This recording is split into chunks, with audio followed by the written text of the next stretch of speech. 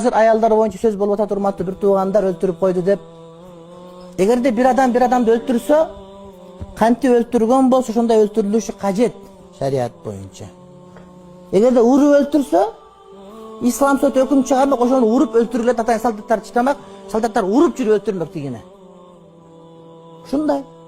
Колго кол, бутка бут, көзгө көз, жанга жан. Тишке тиш. Өлтүрдүбү? Кантип өлтүрсө, ошентип өлтүрүлүш кажет. Уруп өлтүрдүбү? Ошо эркек тап келип туруп, беттерин жаап, маска менен мамлекет буйрук берет, ана ошону өлтүрө тургандар бар. Жөн асып өлтүрбөйт, анда жыргал болуп калат. Тепкилеп жүрүп өлтүрөт, урса уруп жүрүп өлтүрүш керек болот.